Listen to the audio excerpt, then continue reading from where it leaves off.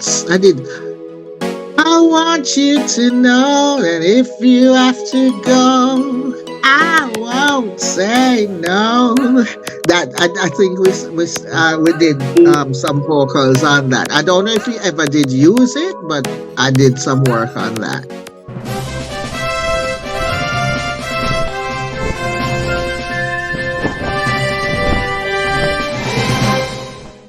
Hello and welcome to Stargazing, the show that brings you up close and personal with your favorite stars of reggae and dancehall music, Jamaican popular culture, and people who've impacted society in a very big way. I'm Shaun Cain. We invite you to subscribe to the Stargazing with Shaun Cain YouTube channel. Like and share the videos and leave a comment.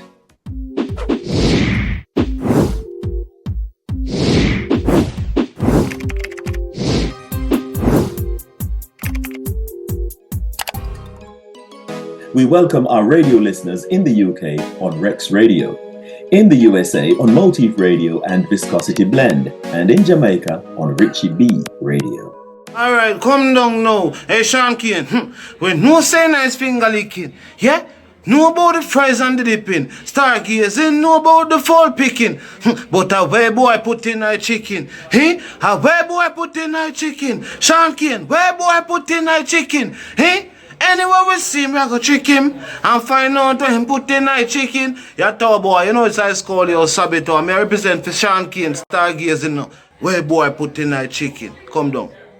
In this edition of the show, we'll speak with reggae singer Debbie Keys, better known in the music industry as Debbie DeFire. He said he had to leave me and go, and I didn't want him to go. Here I stand alone. I am strong, I am a woman, I carried babies. You gotta stop calling your sisters bitches. You gotta show a little respect. Yes, you do. You gotta stop calling your sisters bitches. You gotta show a little respect.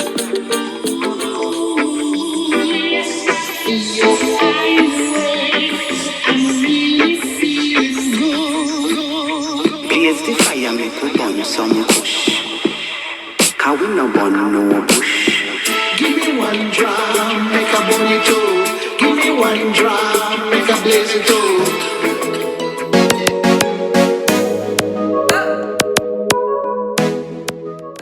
Debbie, how are you? Great. How are you? Well, I'm not too bad, Debbie. It's nice to see you looking quite resplendent and relaxed and everything. Yes, I'm home. Always relaxing home, innit? You're at home. But you know what, Debbie? Debbie DeFire is a rather interesting name. I mean, where did that come from? That came in 1980 by my producer at the time, Chris Stanley of CDS Music Mountain. He changed my name to DeFire in 1979, somewhere around there, 1979-80. And I was not pleased about it, really. But why did he do that? Was it because you were blazing up the fire? What was going on? I don't know. I actually laughed about it because I said, you must know something about me that I haven't told you. I used to catch fires as a kid. I used to play with fire as a kid. So maybe I'm like, wow, it's just, and then it was DeFire. And then I moved to Chicago. And when I moved to Chicago, they wouldn't say DeFire for nothing. They would just keep calling me Debbie DeFire.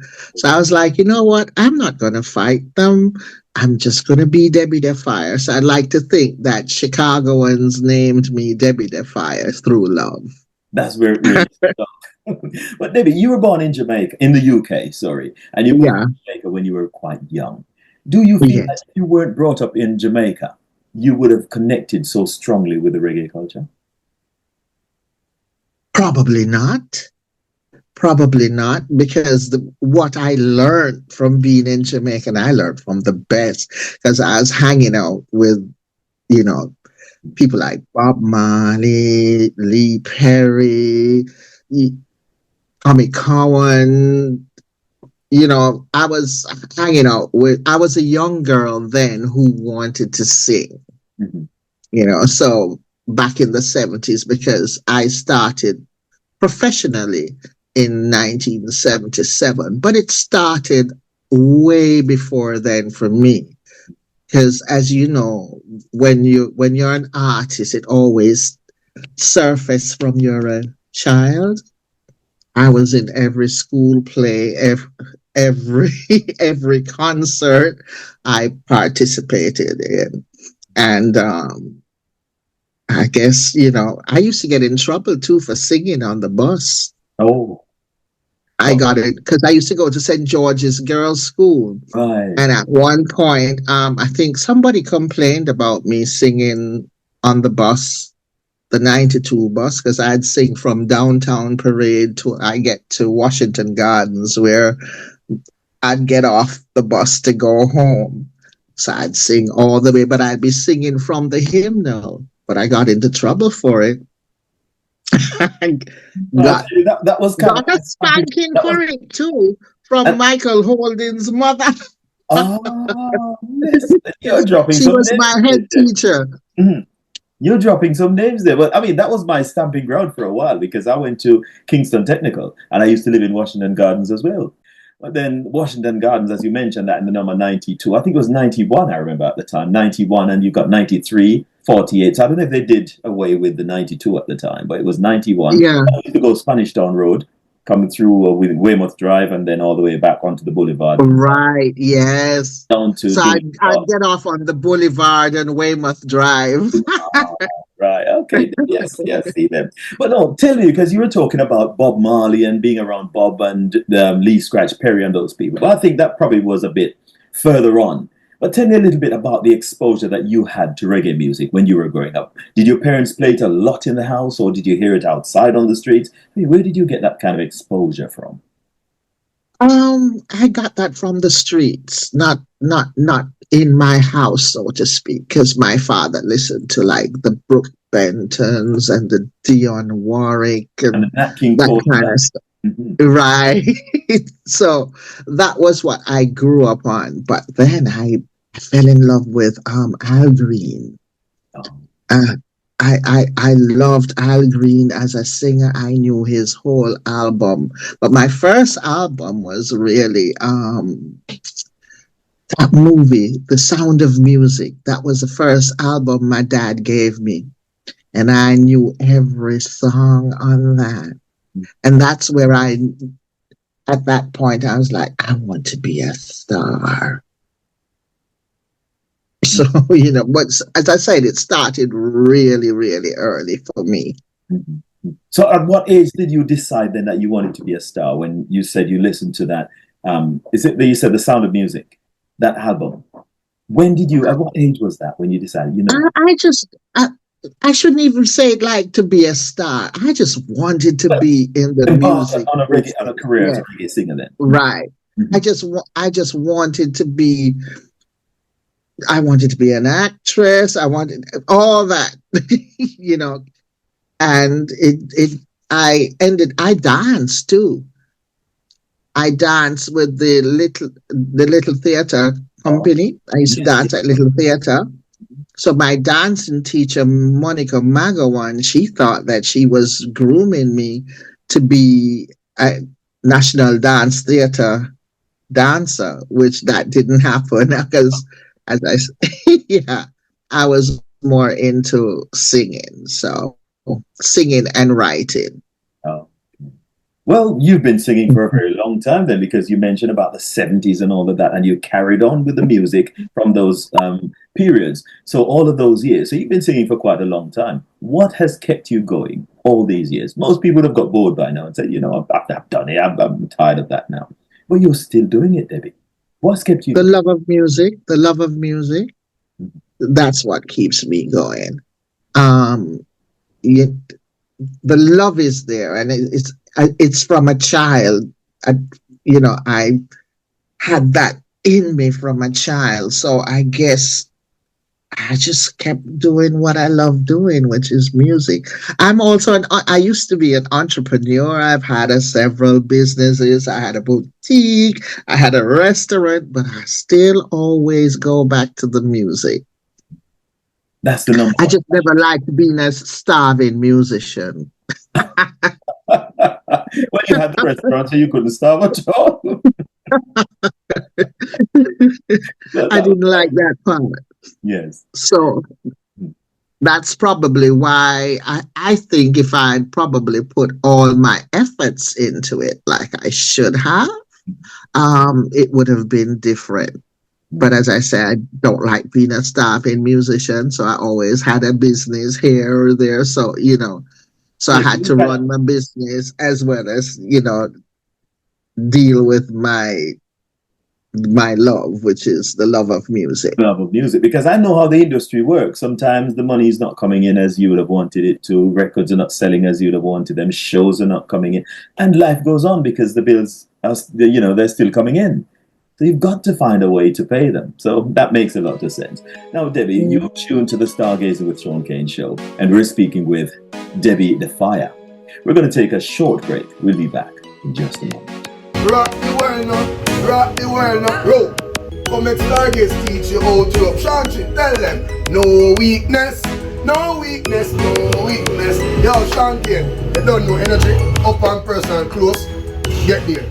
That's why I can't stop touch her now. I fall in love with the touch her now. Oh no, Father Knockins boss. Watch you now. You're now in tune to Shaun Cain and the Stargazing Show. Never get no help when I'm struggling. Yo, this is Relevant Boss, and I'm here to represent the Stargazing Show featuring Shaun Cain. This show brings you up close and personal with your favorite dancehall and reggae artists. What I love about this show, it gives young artists an opportunity to share their story and to talk about the obstacles that they've been through to get them to where they are today. Don't forget to subscribe to the Stargazing Show on YouTube. Big up yourself, Shaun. Out. Alright, come down now. Hey, Shaun Cain, when no say nice finger licking, yeah? Know about the fries and the dipping. Stargazing, know about the fall picking.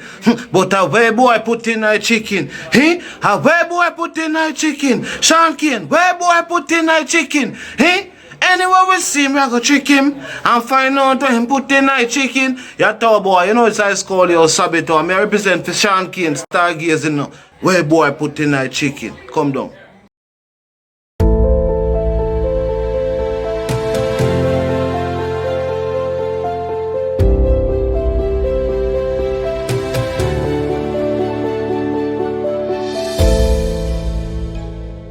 Welcome back.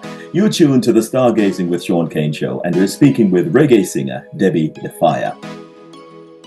So after that experience with Lee Scratch Perry, what happened next? So you went and you took over the song, and that Lee pushed them to one side because he's found a star now. And what happened after that star was born? Well, I think I did one more. I did another song with him, and Bob said I wasn't to let him make me sing no songs. It was like it's called Sweatsuit. It was like Sweatsuit. Now I carry the swing. And Bob said, "Don't let Scratch." Bob said, "Don't let Scratch make you sing no song like that." So. And then that's when he told me he didn't like Punky Reggae Party, but Scratch made him sing Punky Reggae, but Punky Reggae Party was not. Right, so he didn't like the lyrics of that. So that's when I learned that. Did you end up recording it, or you just ditched it after Bob gave his view? No. I did it for him, and he put it out. Oh. But that one didn't do it like Traveling. Well, Bob Marley told me. I did that one. I think I did that one with Sonny from the Meditations. Yeah. So that was a duet kind of thing. But in that period, I worked on Jimmy Cliff's Give Thanks album, and he gave me my credits. Right. I worked Any on backing vocals on that, or you wrote for him? no backing vocals on Bongo Man, and one more, but I don't remember the other song. But I know I did two songs as we did for him, and I think with the backup, I think it was with the Congos, myself and Dahima. You ever heard of Dahima? I've heard now. Okay. So yeah, we did the backing vocals on the Give Thanks album, and he gave us our credits. Okay. That's And very I also did some work on Judy Mowatt's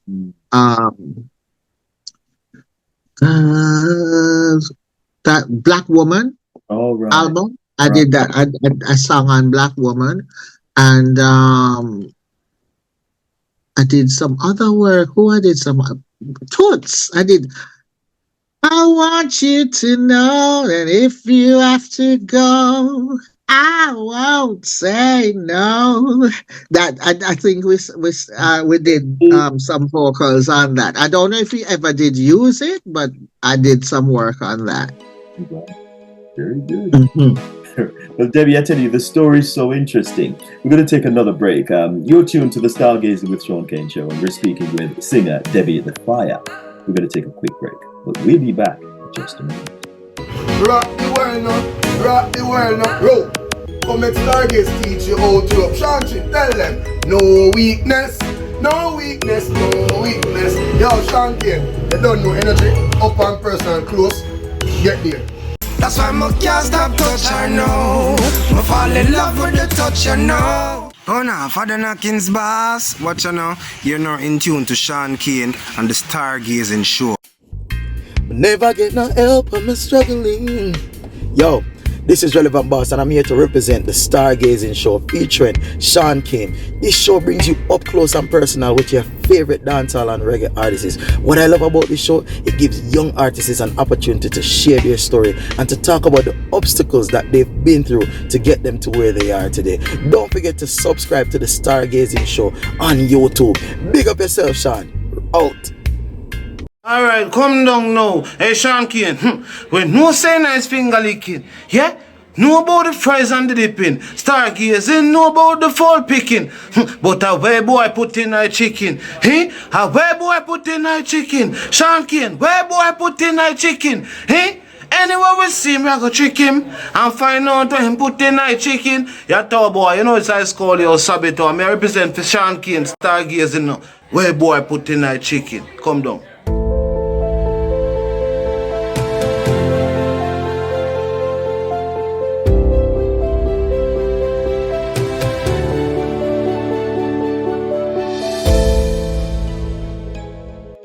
Welcome back. You're tuned to the Stargazing with Shaun Cain Show, and we're speaking with reggae singer Debbie DeFire. Thanks very much for staying with us. Debbie, what a story you've had so far. I mean, the journey is just so colorful. Such a history. It really is. I didn't realize how colorful it was. The other day I was sitting back and I was saying, damn, you're lucky. You got to grow up in Jamaica and you was hanging around with some of these great musicians back in the day and you didn't even know it. How great. Mm-hmm. I didn't know. Yeah, I didn't know how lucky I was. But, I met those people and they are the ones who really, mold me in how I do like Bob. Mm-hmm. Worked really hard, and I saw that. Back in the days, musicians worked really, really hard on their craft. Right. Nowadays, they don't. They don't want to rehearse. 2 minutes and they're star. Yeah, they don't want to. They don't want to rehearse. They don't want. Back in the days when I'm rehearsing, Bob would be rehearsing 10 hours a day, especially if I'm going on tour.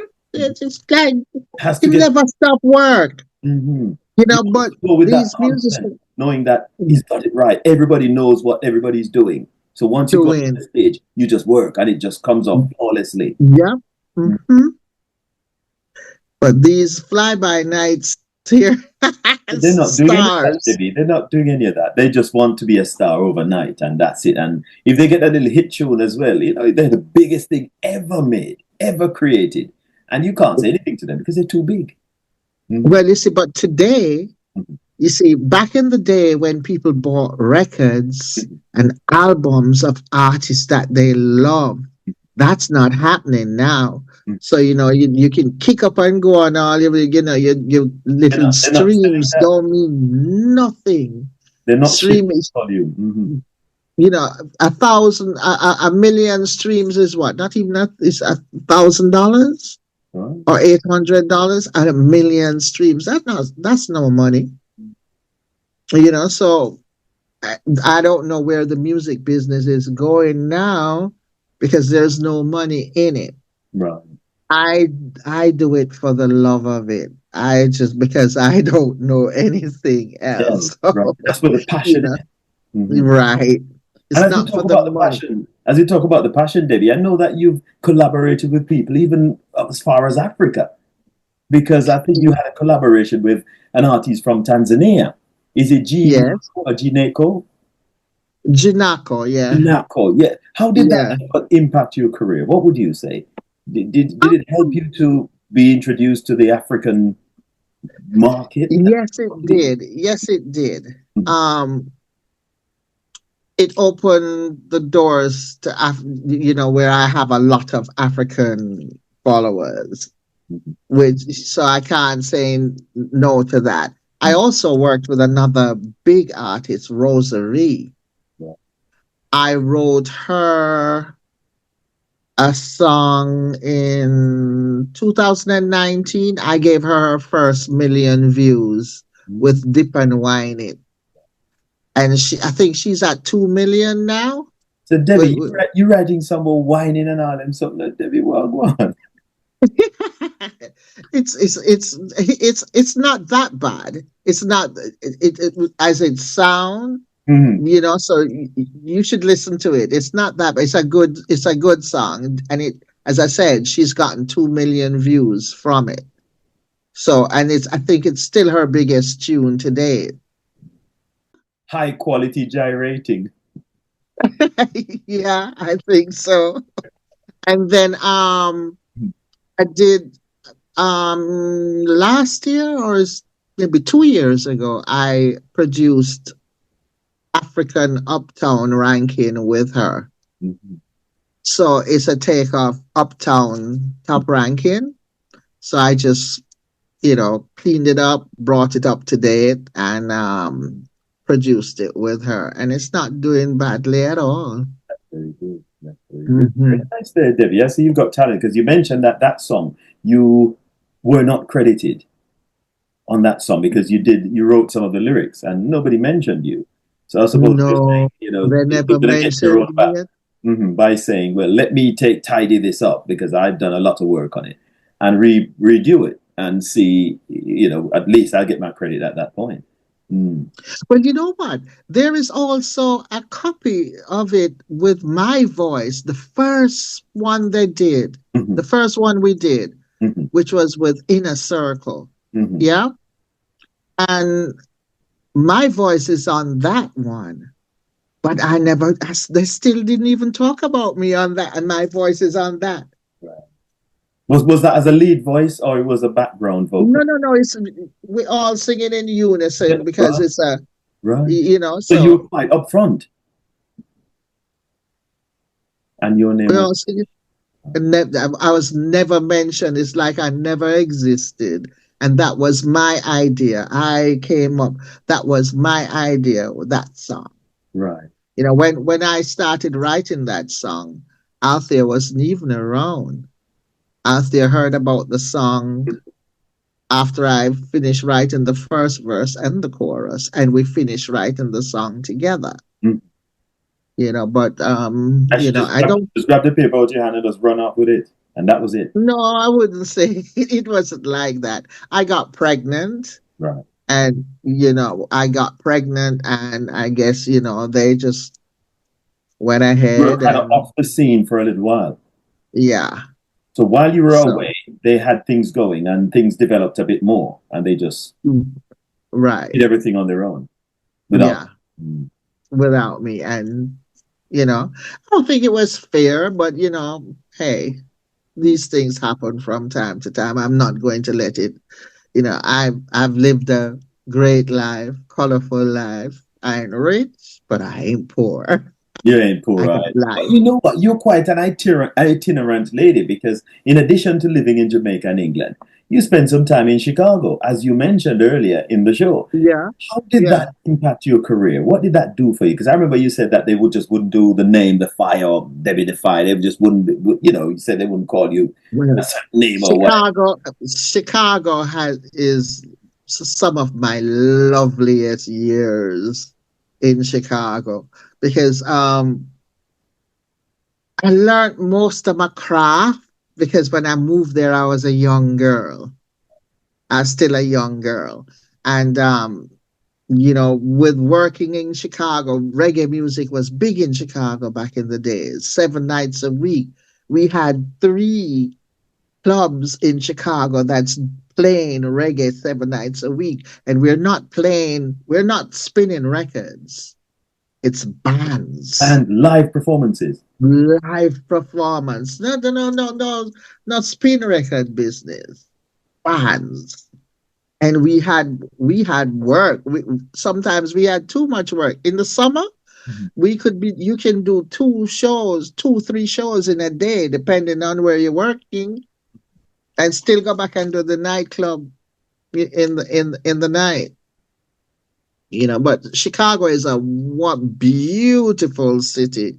And for reggae music, that was the city So for what reggae drew music. what brought you there? What brought me there? My friends were there. I was in New York, and they said, "Oh, we can book you some shows down here.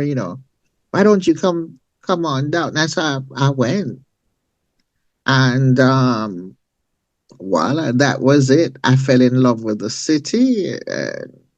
I had my daughter with me, so I just stayed. you know, How long did you stay in Chicago for? about 21 years. Right. So when you mention like the Queen of Chicago reggae, That was you. that's me. That's you. That's me. Because you I really ca- got involved. You just dived right in and you just kept moving. I just love music business, and um I guess, yeah. But you The love you of it. The love of it is what keeps me is going, what and I'll keeps you do it going. until I die. And that's how it should Really. be, Debbie. It should be the love, the passion that drives you. But nowadays, as you see, especially in our culture, our country, Jamaica, it's not passion that's driving people now. Everybody wants to hype and everybody wants to say they're the biggest star and everybody's hustling. So there's no love going into the music now. It's just whatever people will pay for or will attend a show for, then I'll give you that. It's not passion. And there's no love among the musicians themselves. They're fighting against each other, and A lot of jealousy. Hmm. right, that can't be good. There's room for everybody. Well, I thought so too. The cake is big enough for everybody to get a slice. Or Mhm. some people want 10 slices for themselves and you don't get any. Well, I just think that's you know, greed. I still waiting for my slice. Don't you worry, Debbie. It's coming because you've got quite a repertoire. Tell us a little bit about your collection because I know you mentioned about the Freedom song before, but you've also got Power, you've got My Love, you've got Stand Tall. I think probably that's the most recent one. So indulge me a little bit. No, Stand Tall is no Stand Tall, not recent. My recent one is called Old Papa, Old. and I love Old Papa. Old Papa tells a story about a single mother's plight in raising her children all on her own, and the struggle she has to go through, and it doesn't just impact her, it impacts her children too. Yeah, because when the father is not there in the house, it does make a big difference to when you're raising your children.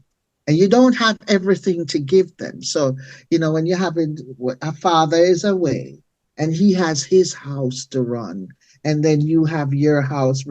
Sometimes they don't make enough money to extend themselves to take care of the mother. So they go on, and some men, they just make babies, serial baby makers, and they just go on about their business and they don't care. But the children pays the heavy price. And in that song, I told the story. I told the whole story, and I love the way I delivered the story. I just hope that my fans, understand the story I'm trying to tell. But was there Debbie in any way in that story that Papa was telling? Was Debbie involved in any way in that story? Yes, because when I had my first child, that was I had to be mom and dad. When I had my second child, I was married. So, it's a total, a bit more stability. Totally different. One far left, one far right. Extremes. Yeah. So maybe my teenage years, because I had my daughter when I was 19, 2 months away from being 20. Still big woman.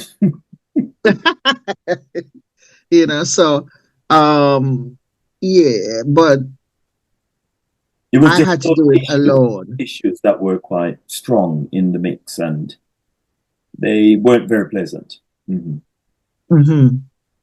So, but there's the story is because I see so many single mothers. Right. Yeah. And sometimes I think they might have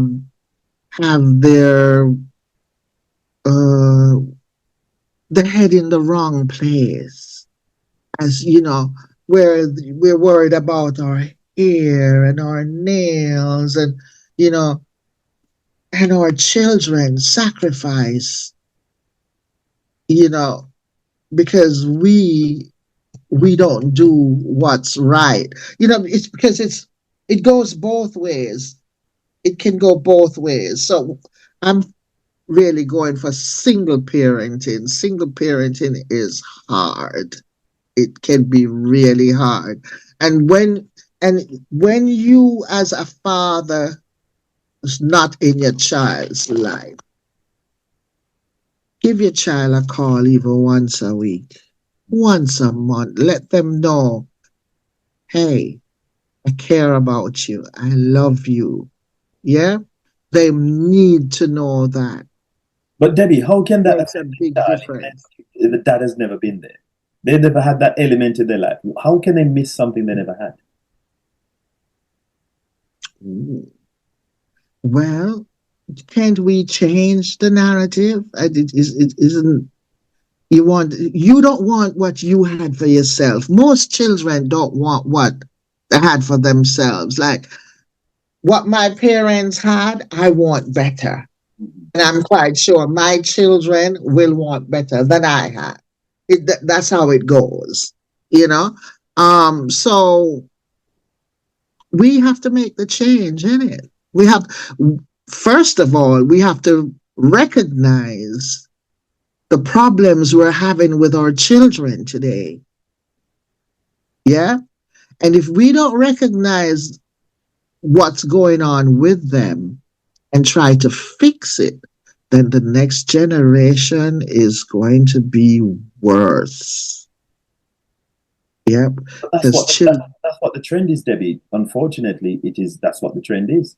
And that's why we get all these wild young people. I keep referring to Jamaica because that's what I know. I don't really get involved with young people elsewhere. But that's my homeland. And I'm just comparing them with the way I was when I was growing up and the people my age, how they were when they were growing up. It's a totally different thing now. We had compassion. Totally. We had conscience. We knew a little bit of right and wrong. We knew where to stop. But nowadays, Manners. Manners, yes, because you couldn't pass an adult without saying hello. And you couldn't address an adult without saying Mr. or Miss. Yeah. But now everybody's Shaun, everybody's Debbie. There's my own. Yeah. Yeah. And that takes a lot away from the kind of respect that used to be there before. But then so many things are wrong, Debbie. I'm telling you, so many things are wrong. But then let's get back to the music now, because, well, we were talking, even though that kind of came from the music, but you're talking about the last song you did. But then you had Power, you had My Love, Stand Tall. Tell me a little bit about the backstories to some of those songs.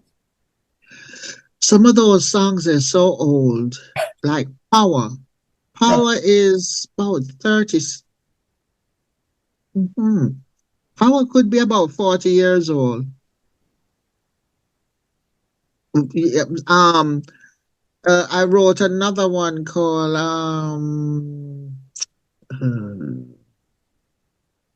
what's it called? I can't remember the name, but I wrote it with Hugh Masekela. Let me see. Oh gosh. Respect. It's called Respect. Now, Debbie, you're tuned to the Stargazing with Shaun Cain Show, and we're speaking with Debbie DeFire. We're going to take a short break. We'll be back in just a moment. That's why I can't stop touch her now. I fall in love with the touch her now. Oh no, Father Knockins boss. Watch you now. You're now in tune to Shaun Cain and the Stargazing Show. 2x10 man, move real fast, yeah? This is the boy Master Record, the girls them checker. You're watching the Stargazing Show with Shaun Cain. Up and personal. 2x10 man, move real fast. Hey yo, it's me, your truly Fitzroy Lee 123, inviting you to check out Stargazing with Shaun Cain. Anywhere you're there in the world, Stargazing with Shaun Cain. Stargazing, it's amazing. Keep it blazing, Shaun. Hot water, hot water, hot water. Yes, give thanks, people. You don't know, so this is the wordical poet himself, the lyrical poet. Yeah, man, wise words. And you're tuned into Gazing with the Stars, Stargazing. Find out more about your local reggae artists. Find out how they became artists. Find out what makes them tick. Find out how they was able to write these kind of hit songs. Stargazing, Gazing with the Stars with Shaun Cain, straight from London, England. You get me, mate? Oh, bloody hell. Did you get that? Gazing with the Stars, wise words.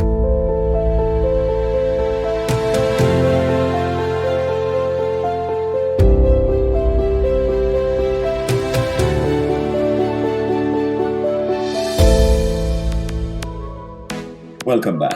You're tuned to the Stargazing with Shaun Cain Show, and we're speaking with reggae singer Debbie DeFire.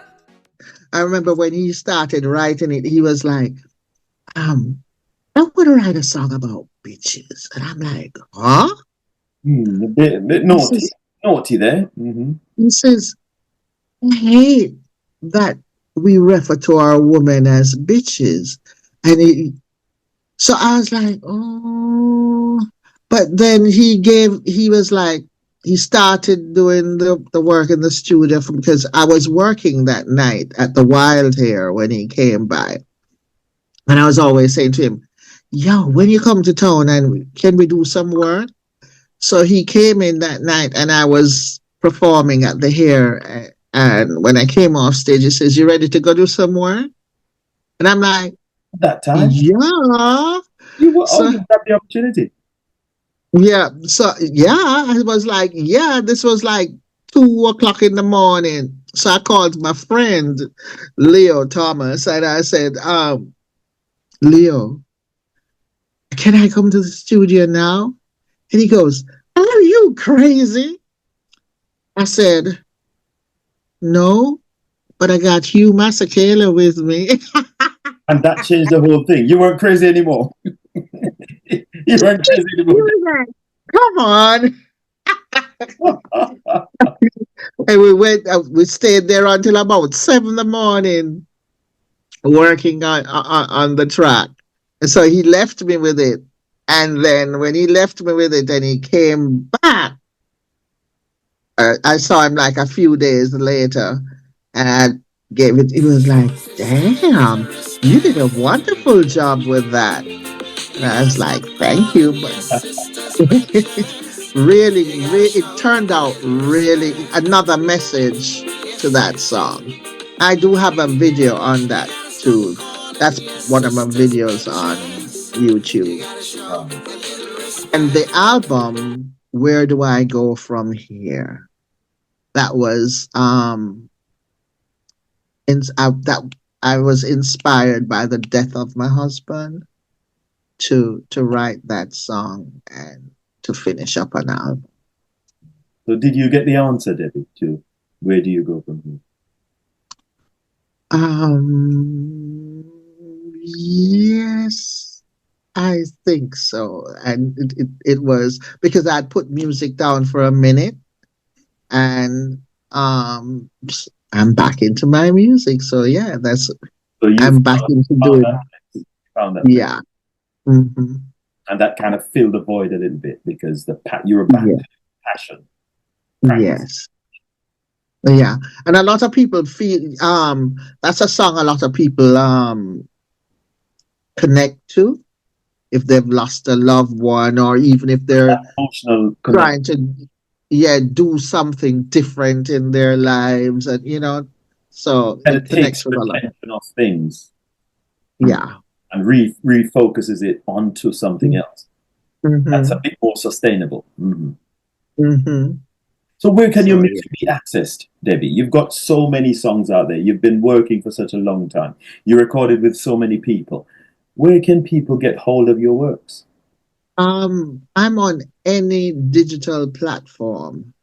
You can go and download my music. Any which one you use, Spotify, Apple, anyone you use, you can find me there. My videos are also on YouTube, and and I have new music I'm working on. I'm always working on music because what I'm trying to do is because I know I have enough.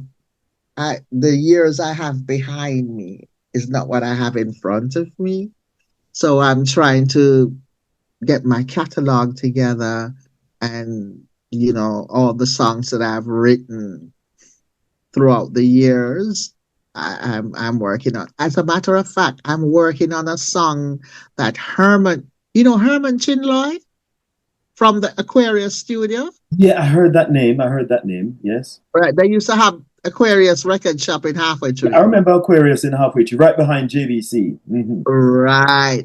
So he wrote a song for me when I was around 15. And I don't remember all of what he wrote, but I remember some of it. So what I've done is I've finished it up. I've rewritten some of it and I'm working on that. So you kind of repurpose it. You kind of repurpose it to an extent. Right. You're kind of actually your legacy now. You're kind of organizing your legacy now. Yes, that's what I'm doing right now. So, as long, I just want to have enough music there to, continue to release music in my timely fashion. So they ain't no stopping you now then, Debbie. No hanging up your mic and switching off your mic. None of that sort of stuff. No. So do you still sing around the house? You still sing around the house? No, I don't do live performances now. I don't. No, I don't. I have a few health issues. So because I have a few health issues, that's probably why I'm not doing live shows. And again, from what I used to do and the amount of money I used to make, I don't see that now. They'd probably want to come. I'd prefer them ask me to do something for free than to come and pay me those kind of funds. Yeah, that kind of make you feel like, wait a minute here. You're not showing much respect for my worth, my value, sort of thing. Right. It's probably Probably not that because I'm new to Britain, because Britain, they know me in Jamaica, they know me in Chicago, but as far as Britain, I'm new to the market in Britain. But I must say, I am happy for the response that I have had from the British public. Thank you. The voice is still Yeah. nice and sweet, Debbie. I'm telling you, it's still nice, and you're still blazing up the place with the fire, And as you can see, Oh, did you hear? Did you hear you my cannot song, separate Blaze the yourself from the Fire? fire now because Debbie is the fire. So did you hear the song Blaze the Fire? No, I didn't hear that one. I've heard that one, but I've been listening to your works. I've been medsing your works, but I haven't got to that one yet, Debbie. But I know Yeah, the voice is nice. hmm yeah, So you got the blazing up the fire. You got one called that too. yeah. I have one called Blaze the Fire, and you know what that's about. I suppose, Debbie, I suppose. But while I'm at it, I'm going to tell you about this people funny boy. Oh yes, yes, yes. Because it's all Lee funny. It's Scratch all funny stuff Perry. you've been saying, Debbie. You've been saying a lot of funny Yeah, stuff. You keep me laughing. So let me hear what people are yeah. funny now. Mhm. So this book on Lee Scratch Perry, they wrote a few lines on maybe a couple pages, 2.5 pages about me. I think it's in a 230, page 230 or something like that. I'm not sure. But they've written about me in this book. It's a good little read if you want to learn about the man himself, Lee Scratch Perry. Get this book. Yeah, People Funny Boy by Dave Katz. But as you mentioned that though, Debbie, about Lee Scratch Perry, when I listen to his music, it's like I just have to laugh because he might be just coughing, and you go, and he goes on. That's something. That's a bit of melody, and you think, how did Lee do that? Listen, I remember when we were working back then, because I'm trying to figure out because they said he was mad at some stage, and I would think that would be about 79 is when they said he was losing his mind because he started to like paste money up on his walls, and he was putting his stuff out into the road, and then people were saying that he had how much $1,000 watch that he put out there, and somebody took it, and because he was losing his mind. But he was just a genius. That's what it was. Too much going Way on ahead up of his in time. here. People just didn't Yes. understand it. Mm-hmm. So um I'm just happy to have met him because he lived down the street from me, because he lived in Washington Gardens too, Oh, he was in Washington Gardens as well. Oh. His studio was in Washington Gardens. Yeah, because because back in the day, Washington Gardens was like when you moved to, because Lee Perry would say, when you buy him house in a Washington Gardens, him think him rich. Mm-hmm. I don't know if you remember Winston Williams, who used to be on the radio. He was there. Yes, Winston Williams and me was friends too. He used to live in Washington Gardens. Mm-hmm. He passed away. Yeah, yeah. His parents knew my parents. Okay, I Debbie, I tell you what, it was really nice. It was nice spending some time, Debbie, having a chat with you and learning about your story. But before I let you go, I always like to ask questions from this book. It's called Reggae Larger Than Life. It's a book I've written. It's got lots of fun and games in it. It can be accessed on Amazon. It also can be accessed in Jamaica at the bookshop at the University of the West Indies and a few other places. Okay. So I've selected a couple of questions for you, Debbie. So I don't know if you think you're ready. You ready? Yeah. All right. As ready as I can be. All right. Well, let's see. You've got lots of history in the music, so let's see how this is now. All right. This one says Cat Stevens' hit "Some Guys Have All the Luck" was construed in reggae in 1987 by. The options are Benji Myers, Maxi Priest, Richie Stevens, and Bunny Ruggs. Maxi Priest. Maxi Priest is the man. All right, Debbie, well done. That's good, that one there. All right, the second and last one now says, singer J.C. Lodge might best be remembered for her torrid telephone love. Identify another popular hit by this singer from the list below. Country and Western singer Charlie Pride is also associated with the song. The options are Somewhere Out There, Betcha by Golly Wow, Someone Loves You Honey, and You Make Me Feel. No, Someone Loves You, Honey. You don't even have to go there for Someone Loves You, Honey. Yeah. Than anything in the world. I see, Debbie. All right. Well, the questions were taken from this book, Reggae Larger Than Life, The Ultimate Reggae Music Fun and Games Book by Shaun Cain, currently available on Amazon. So, Debbie, it was really great spending some time learning about your story. And it's so fascinating listening to what you've experienced along your journey. Thank you. Thank you. Thank you so much. And thank you for having me. Debbie, thank you for having me. You're most welcome, Debbie. It was a great story. I enjoyed every moment of it. Well, that's all we have time for in this edition of the Stargazing with Shaun Cain Show. Our special guest was reggae singer Debbie Keys, better known in the music industry as Debbie DeFire. We invite you to join us for the Stargazing with Shaun Cain Show, the musical side, every Sunday morning from 10 o'clock to 12 midday British Standard Time on Rex Radio in the UK, from the USA on Motif Radio and Viscosity Blend, and from Jamaica on Richie B Radio. So please subscribe to the Stargazing with Shaun Cain YouTube channel, like and share the videos, and leave a comment. Until next time, this is Shaun Cain saying thanks for watching. See you soon. He said he had to leave me and go, and I didn't want him to go. Here I stand alone.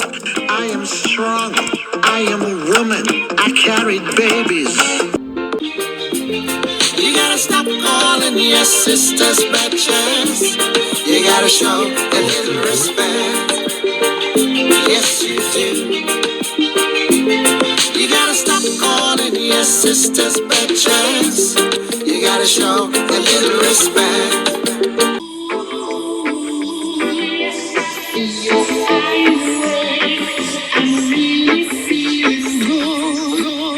Blaze the fire, make we burn some kush.